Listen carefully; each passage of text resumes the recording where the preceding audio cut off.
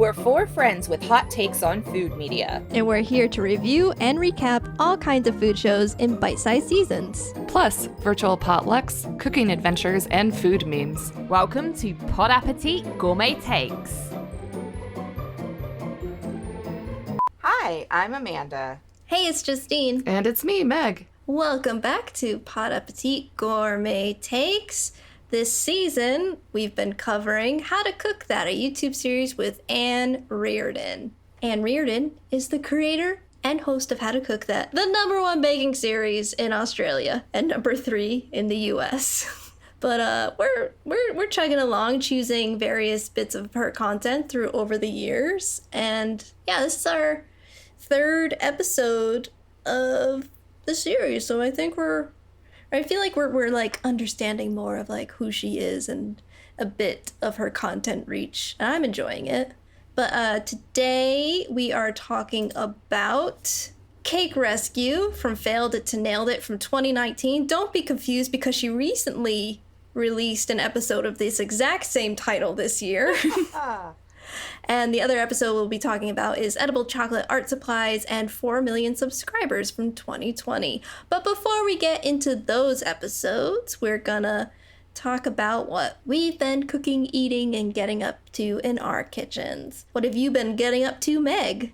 Yet again, I am making pop culture themed cocktails. This is something I do on a semi-regular basis for a blog called The Whimsy Soul, which you can find at whimsysoul.com. And I just wanted to share this one briefly because I had a lot of fun making it, and it's a weird cocktail, and I like weird drinks and weird foods. So I made the Everything Bagel cocktail, which was inspired by Everything Everywhere All at Once, which is an excellent film. I encourage everyone to watch it.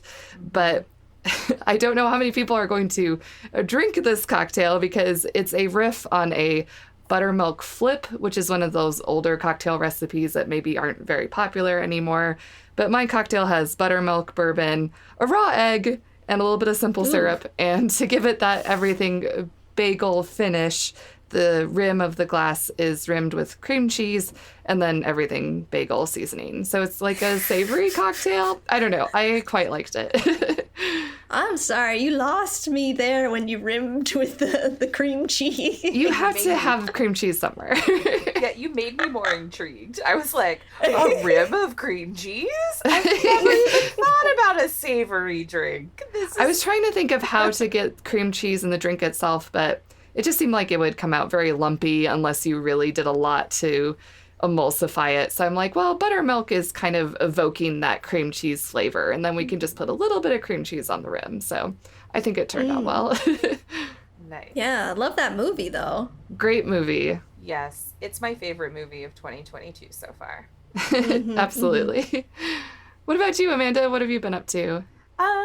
Not a lot per usual, but I've been doing, like, for sandwiches for lunch at work, I've been getting like croissants and pre-made chicken salad and just doing that for like packed lunches. So I'm bringing something from home and not eating out and not doing extra calories. And chicken salad I find to be delicious and pretty simple. I love the curry chicken salad at Trader Joe's. It's really good. I might have to try that one, pick that up. But yeah, like sometimes just to save time, you know, I've been getting like the pre-made, but like I can always like toss in nuts if I want more crunch, or I can add some dried cranberries if I want a different texture going on. So yeah, just trying to make something simple that works for me, but mixing it up a bit. Where do you get your croissants from? I've just been getting the croissants from like Kroger, just like the bakery. Sounds fancy. Nice. Yeah, what kind of got me on it is when we were on vacation in June, the second wedding that we were at, they had like pimento cheese. They had like a whole little thing for like lunches sometimes where it was like croissants and different insert your favorite thing here. And one of them was chicken salad. And I was like, oh, this is so simple. Like this would be a really great way to be able to just like put something in a baggie to take and like put it in the fridge at work and then have something for lunch. And, you know, I do it with regular bread too, but the croissant makes it feel a little bit fancier. Nice flaky croissant. Oh, very French. What about you, Justine? Well, continuing my condiment, streak. Journey. I made ketchup. Journey. Just trying to find an alternative because my household is currently not eating sugar. Sugar isn't everything. It is. So, yeah. I made ketchup using tomato paste, apple cider vinegar, water, sweetened with dates. I, softened the dates, blitz that up with everything. Normally you'd use like a date syrup, but I was like, I don't have time for that. I'm just gonna chop up the dates and it's just gonna be in the ketchup itself. And it worked.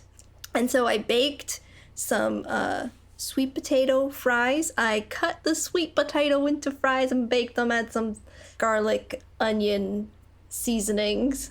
And I was like, this is as close as I'm gonna get to fries and ketchup because I haven't had them in I haven't had French fries in years, it feels like. So that's what I do in my kitchens now. I'm like, man, I really want a French fry. And then I just start chopping potatoes. Nice. If you want something done right, you just got to do it yourself. That's right.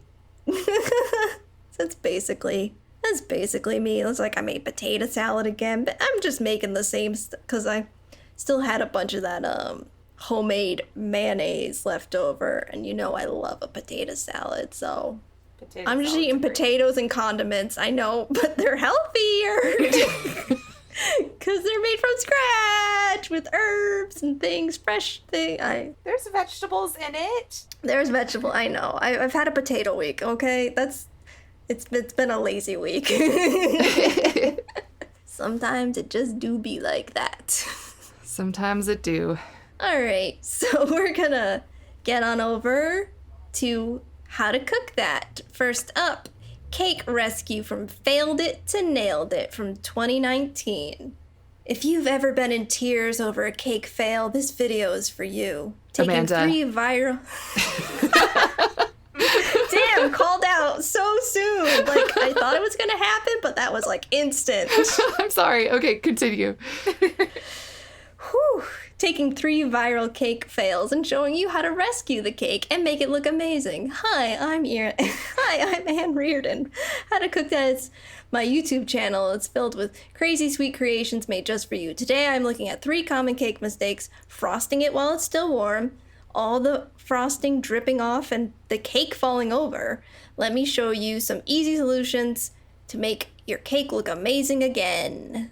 Yeah, these 2 descriptions for this episode were weird because they were like double descriptions. It had a short description and then a bunch of links and then another description that said pretty much the same thing. It was almost like a podcast description thing, I think it must have been some sort of attempt to leverage CEO of the time, whatever that algorithm looked like a few years ago. And also, as Justine was saying, there is another video by the same title, but as always, we will have the videos we've watched linked to in our show notes. So if you're ever confused or curious, you can just check out the show notes. But I do think when this first came out, and this is about the time that I was first starting to watch her, I believe, the 2019 era, I think she's like failed it to nailed it because of nailed it. Exactly. Very popular. Yes.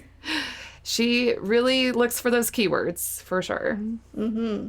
This was also when I started watching it. When I was rewatching this video for the podcast, that was when I realized it was a rewatch. I was like, oh, I've seen this before. I must have watched it when it came out. It all came flooding back to me. And what's interesting with this format now, again, being a new format, I feel like every time we do a new video from her, we're discussing a new format. This is more of like a UGC React series. She's finding content online. She says she's pulled from Instagram, YouTube, of people posting about their cake fails. UGC means user-generated content listener. Yes. Yes, thanks. Sorry, I'm in the biz. Not everyone knows what you're talking about, Justine. No acronyms. This listener and podcaster did not know, so thank you. Well, now we've all learned something today.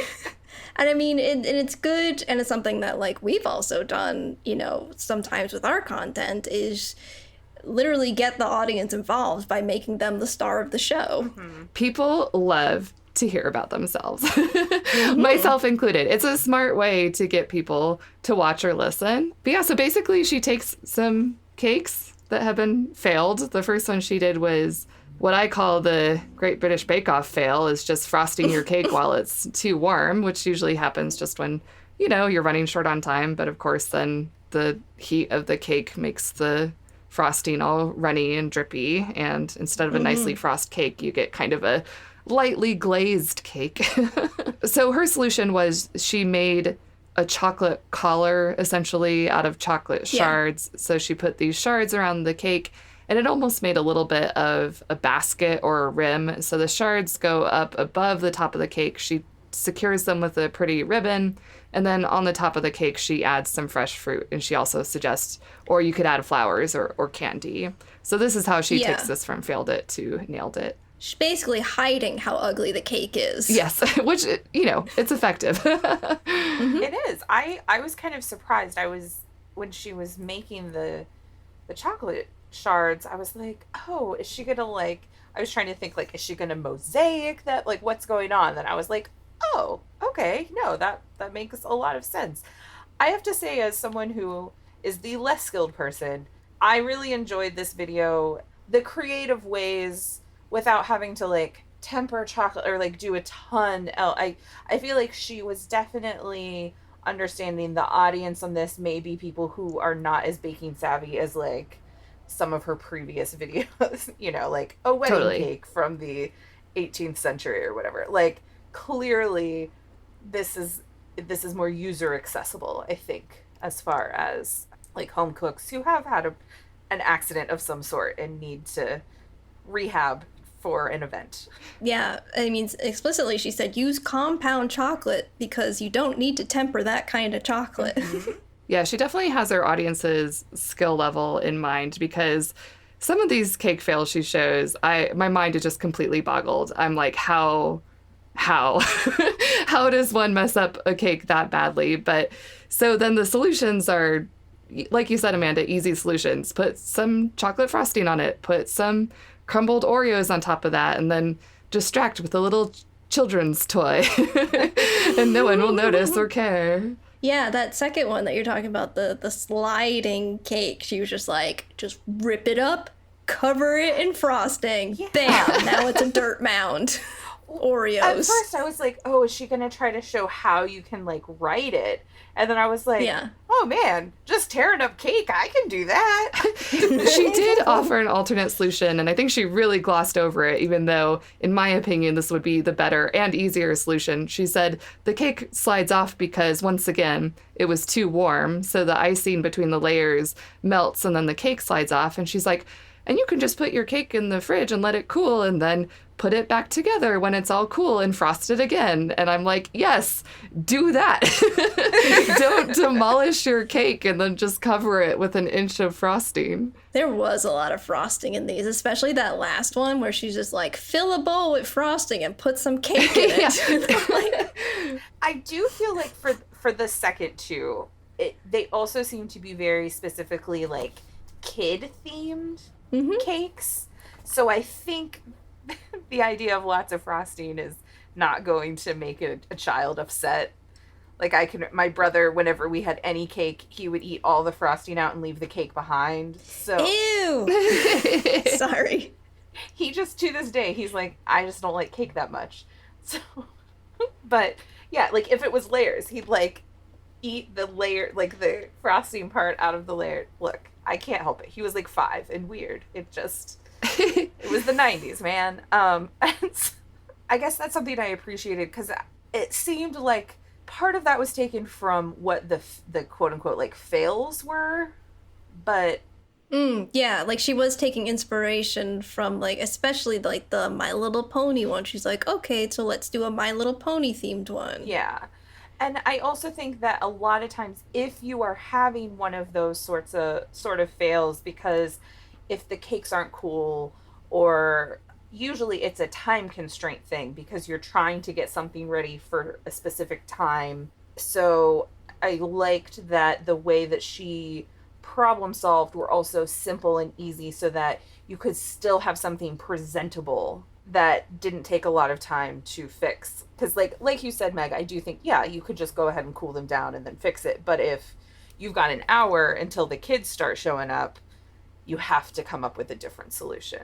This is one reason why I like talking with you all about these videos, because I had a very different reaction to this video. This is probably my least favorite video of the ones we watched so far, because I just don't think it's for me. The likelihood that I'm going to be making a children's cake is pretty low to start. And the fact that all of her solutions are kids oriented, I'm like, well, what if you're making a cake for your parents' anniversary? I'm not going to plop a My Little Pony Rainbow Dash on it, you know? So I didn't feel like the solutions were very universal. But taking an even bigger step back, if I messed up a cake this badly, I just would A, throw myself into the sun, and then B, start over. Like, I don't think I would do any of these solutions.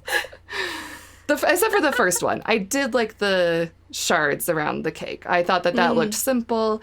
The end result was nice. I like adding the fresh fruit to it, but the last two examples just weren't for me. I think the first example is what you do when it's for your parents' anniversary. Yes, totally. I also think, and we talked about this a lot in previous episodes, Anne is very smart. I think that she's making a lot of clickable, nice looking items because a lot of her comments are like, I thought this would be clickbait, but you're the real deal. Totally. I would have thought that by 2019, we would have been seeing more of Anne's face, because so many of her videos now are her introducing. So I'm surprised that hasn't started yet. It's a newer trend in her videos than I realized, because we don't see her in this one. But also, she may be picking one out of the whole year. She may have started to be in other ones. That's true. Like other adjacent videos, just not the ones that I just happened to pick that were specifically about the genre. And like I said, she's still doing these cake fails. She's also the other month she did a 200-year-old recipe. Yes. These ones we're covering, she is still doing them too. One of the things I found the most odd about this video for 2019 is that at the end, she was basically like, YouTube, you suck. But yes, this is how you have to It wasn't just, you usually get the people that are like, subscribe, put on notifications, and point to where it is on the whatever. I feel like that's a very end of a YouTube video. And this one was like, fuck you, YouTube, but this is what I have to use, so here's how you do it. That made me laugh a lot. And it also made me think for a second, okay, boomer, because I'm pretty sure that if you log out of your YouTube and log back in, it won't forget what channels you're subscribed to. So half of me is like, yes, you're right, Anne, it is not totally user-friendly. But on the other hand, I don't think that you're right about that last part. Maybe it was a bug for half a second in the Australian version of the app or something. Yeah, also... that seems likely. Maybe if you're logged out, it's because you don't want notifications at this moment. Oh, yeah, if you're logged out, obviously you won't get notifications, but it's not going to forget your subscriptions either. But it did make me remember there was this time period where people are like, I'm not getting notifications for anything I'm subscribed to. Oh, because they changed, you have to select all notifications. So then all the YouTubers had to be select all, this whole thing. And I love that she's extra salty about it. She's very salty about YouTube in general, which is quite amusing. Yeah. Yeah. I don't know. It was just so funny to me. It's we're covering this because it's on YouTube and accessible for our listeners. Yeah, it's oh, and do you make the majority of your money through YouTube? And yet you hate it. But, that's the world we live in. We're kind of forced to use the technology that we have. And yeah, that's so true. I get it. I understand her frustrations. The only other thing I thought of is the dirt bike cake is honestly, I feel like that could just be a fun idea for a birthday cake for a kid who's into that kind of stuff. Oh, yeah, you could start with that concept easy, and then that would be a fun cake for a little kid. Yeah, that was my only thing, as I was like, oh, actually, even if I didn't fail, this might be a good idea because like my youngest nephew is starting to do football this fall, and so I was like, oh, well, that gives me an idea of like something, especially with like the little grass on it and stuff. I don't know, it was just something that I thought, oh, this is something I could pull off even if it was purposeful instead of a cake fail. Yeah, she always has good decorating ideas. All right, we're going to take a quick break, but we'll be back with our next video, edible chocolate art supplies. All right, we're back. Now we're going to talk about edible chocolate art supplies and 4 million subscribers from 2020. Today I am making the perfect gift for an art-loving foodie, chocolate truffles that look like artist chalks. Hi, I'm Ann Reardon. How to Cook That is my YouTube channel. It is filled with crazy sweet creations made just for you. This week I am making edible chocolate chalks, and they are chocolate truffles that fit perfectly into an art supply tin, the perfect gift for an art-loving foodie. Whoo! Chocolates. Chocolates. Speaking of videos that are not for you, I feel like this one was not for me. Really? Why? I will admit, instantly I was like, this is something I would never do. Same. Because, I mean, I was fine to watch it, but whenever we're also doing these, which is a bigger conversation we'll have to have off mic, is I'm also trying to think of what would I do for potluck. Me too. And I was just like, oh, hell no. Like, that's not happening. So that was, like, I think one thing. The other thing that, I guess in two parts, is the whole molding thing. And we've talked about this before in previous episodes, is like, it's not just like, oh, you're going to mold. It's like, then you have to get this gel, and you have to make this thing out of dowel rods, and you have to cut up this. And it's just like, okay, instantly this becomes like a multi-day arts and craft project. Mm-hmm. Straight out the gate, this video starts with a little bit of minor wood shopping, you know? Yeah. I'm like literally less than a minute into this video, and I've already noped out of ever making this. Yeah. But like you said, it's still fun to watch, though. It's still fun to watch, but yeah, it's just the idea of, could I ever make this? No. And then the second part is like, she does go back later and like, well, here's an easier way to mold. However, when she showed the easier way to mold in the actual like tins the art supplies came in, they were not washed out and cleaned. Thank you. And that like instantly, and she just poured I was like, okay. And then she's going to say, and we wash out the mold so that and she didn't, she just poured chocolate in on top of art supply, like chalks. And I was like, what is happening? I was so upset, guys. I was so upset. And I think that's what I was like, this is my least favorite because she didn't wash the art tins. I'm glad that we all noticed this, because I was like, ew, there's chalk on these candies. Maybe that's why she could draw with them later. It was still there. Ew. Can we talk about, did you notice the editing of this video? I mean, my eyes were open. You'll have to be specific, Miss Video Editor. It looks exactly like a tasty video, a 5-minute craft video, a true video. Oh, tasty. Good old There tasty. Were a lot of like, and I'm going to like snap my fingers and now this is here. And, Totally. Lift something comes in underneath. Like, she studied to make her video look exactly like the competition. The competition that she effing hates, as we'll get in the future. I mean, don't hate the player, hate the game, I guess. I'm just going to use really awful cliches this whole episode, I guess. It's your cliche episode. It's my cliche episode. I'm sorry. I'm tired. I thought that was really, really interesting. But just like I said, knowing who she is now, about like a lot of her videos are like, let's look at these 5-minute craft videos and talk about how they are awful, fake, clickbait, dangerous lies. And that she's edited these videos in the past to look exactly like them to try and tap that market.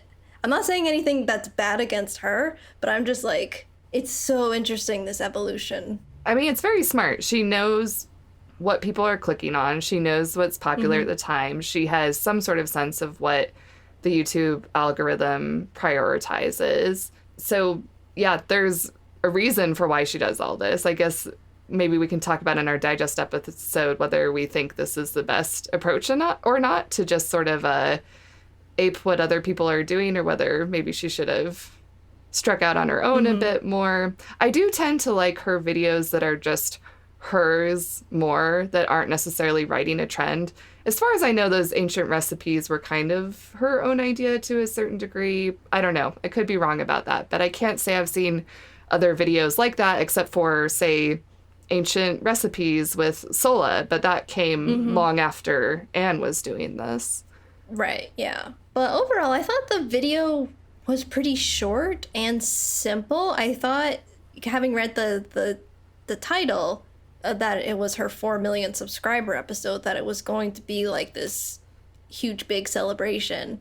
But it's not till like the very end they're like, oh yeah, and I've got 4 million subscribers. I'm hiding some movie passes in libraries for you to find all over the world. Bye. That I thought was a lot of fun.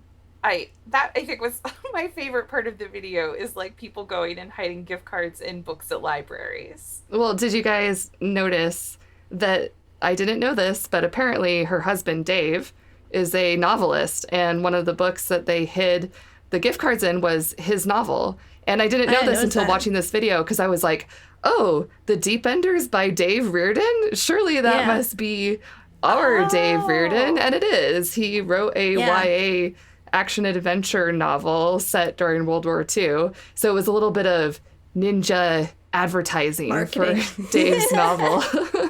Yeah, I didn't know he was an author as well either. Yes, a lot of marketing savvy. I was expecting maybe a little bit more of a celebration. They showed a video clip from when they made a special video for 1 million subscribers, and it looks like they did a big falderall for that. So maybe she was like, I've already done it before.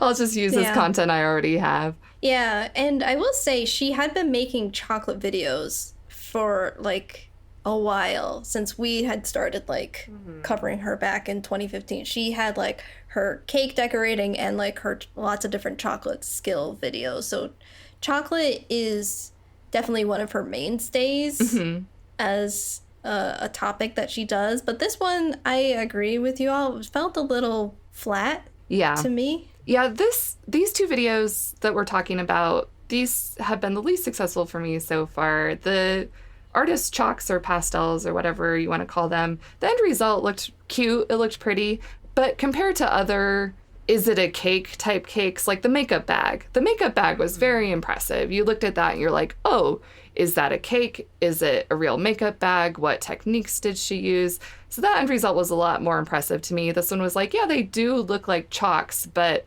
all these chalks are little rectangular blocks. So even though a lot of work went into it, it didn't look as impressive in the end. Yeah, based on the title, again, I thought it was going to be, because of like the makeup bag episode, the way like she did the molded chocolate with like the lipsticks and stuff, I was expecting it to be art supplies like variety. Like I was thinking, oh, we're going to get some markers and some paintbrushes, and I was thinking it was going to be more along those lines. So then when it was just the squares, which ended up the longer ones to me just looked like colored Kit Kats. Yeah, totally.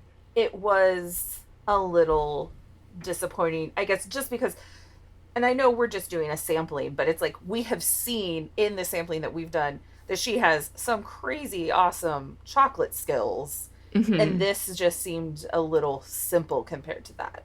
Well, maybe, and I did enjoy the cake rescue video, but we talked about how it was for like a different audience, and maybe this one is as well. And she's trying to make it more for entry-level folks.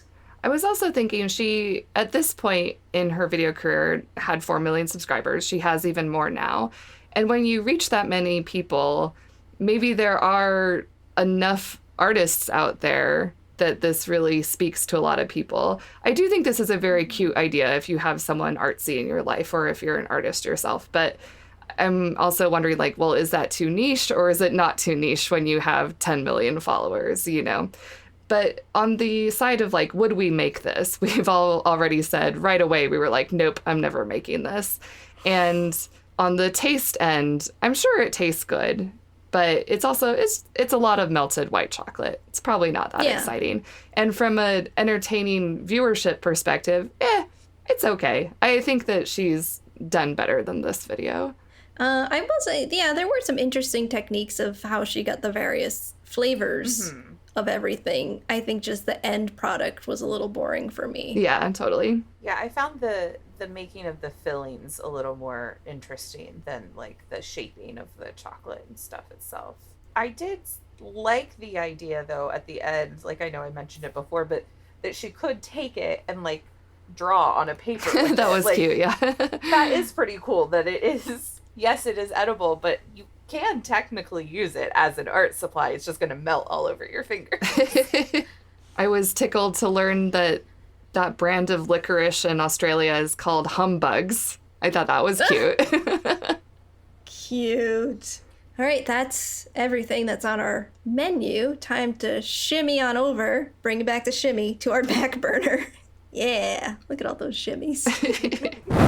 Everybody, Andy Baraghani's back on YouTube. Woo! Read all about it. As he has even stated himself, he's been missing from the platform for about a year and a half, but now you can find him over on Food 52, guesting with Grossy Pelosi on The Secret Sauce. They made Andy Baraghani's savory and spicy kufteh from his cookbook, The Cook You Want to Be. I wasn't aware of this Grossy Pelosi person before this video, and all I could think of was Josie Grossy from Never Been Kissed. Yes.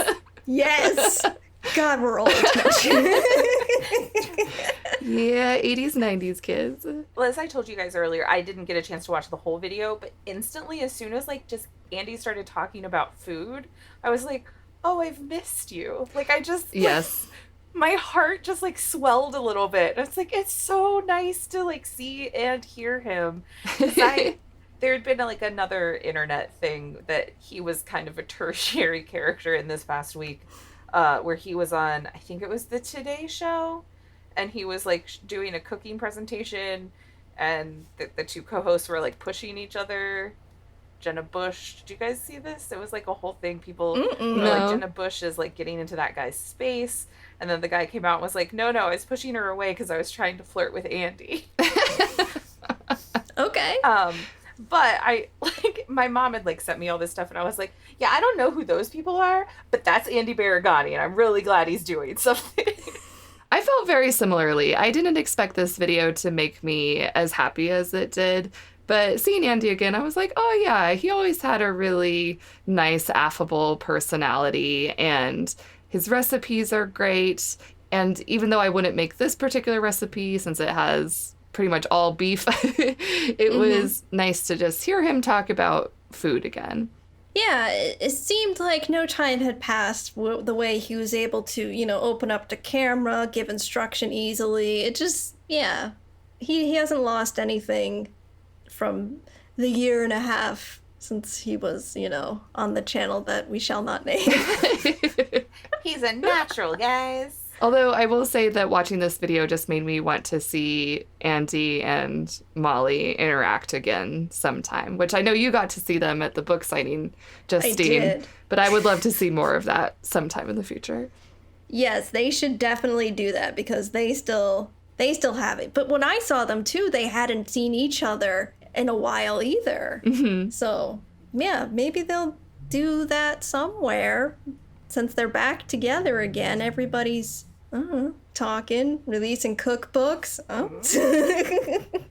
Something else I wanted to talk about is I watched all of The Bear. It's a show on Hulu. Well, technically FX is The Bear, as the full title is. And yeah, it is a really cool, dramatic cooking show. And I thought it was really awesome. And I kind of want a little spoiler of, even though you find out in episode 1 who is in it, our very special favorite guest star, Chef. Oh, Maddie Matterson, yeah. Maddie Matterson is in this acting. Yes, I was very thrilled to see Maddie. Oh my god, okay, now I have to. I mean, it was already on my list to watch, but now I really need to watch this. Oh my god. Also, and I will say this, if you are watching The Bear, please do. I love Maddie Matterson. You can go over to his YouTube channel where he's showing you how to make the food from the show as well. Oh, That's very awesome. cool. Yeah, I've watched episode 1. I enjoyed it. I do plan to watch the rest of it for sure. So I'm looking forward to that. I did want to ask you guys, I don't know if we've ever talked about this before. Have any of you worked in food service before? Nope. When I worked at Barnes & Noble, I was cross-trained to work in the cafe, which is basically a Starbucks. So, Okay. you know, it wasn't like in a kitchen, but I was making drinks and making some small food items for people. But yeah, I hated it and never wanted to do it again. My first paid job, I did a lot of volunteering at the YMCA before I ever got paid, but my first job was a waitress in a retirement community. So there was a dining hall / dining room with tables and a hostess and serving staff and a kitchen and all that, but not the same as working in a quote unquote real restaurant. So I have a little bit of the food service experience, but not anything like what's depicted in the show. Honestly, at my job, it was mostly teenagers like me, and the only adults were the people cooking the meals in the kitchen. So not really the same experience, but I feel like I do have just a smidgen of being able to relate to this, just a tiny bit. Being stressed out. Yes. No, I like it. It takes place in Chicago, where I lived for a long while. So a lot of Chicago foods, a lot of Chicago attitudes, and I mean, they start out making beefs. some all beefs, some dipping, and some jus.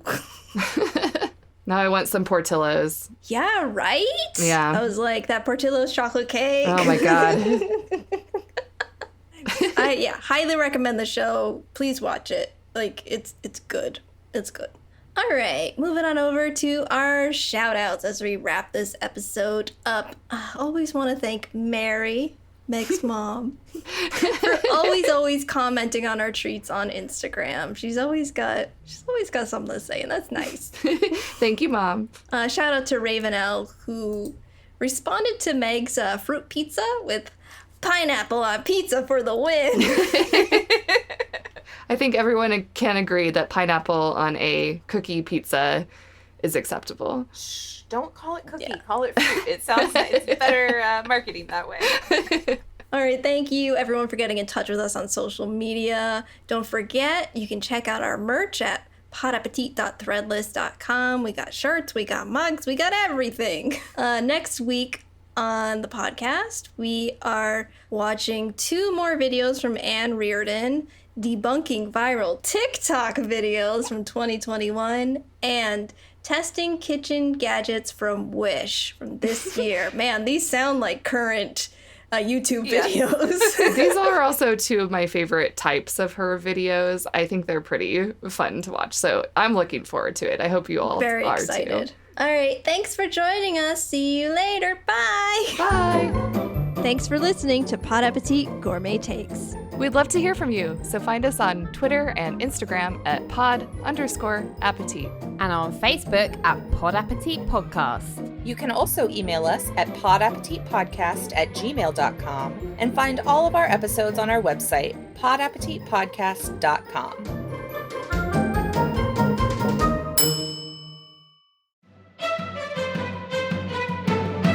Tabletop Tiddies is a new Dungeons & Dragons 5th edition actual play podcast run entirely by people of marginalized genders. Join me, Dungeon Master Charlene Bear, and my 4 Chaos Demons as they attempt to survive the Wildwell Trials in Tabletop Tiddies' first homebrew campaign, a fight to the death, a test of skills and ability, a conspiracy theory for rebellion in the making, but also... Feel the pain of my fist if you touch my cat. Darling, it just fits your style. Are you a paladin? 'Cause I'm smitten. Don't follow me! I don't know what I'm doing! Tabletop Tiddies, available live on Twitch and wherever you get your podcasts. For more information, follow us on social media at Tabletop Tiddies or visit our website, www.tabletoptiddies.com. That's Tabletop Tiddies, with 2 Ds if you know what I mean.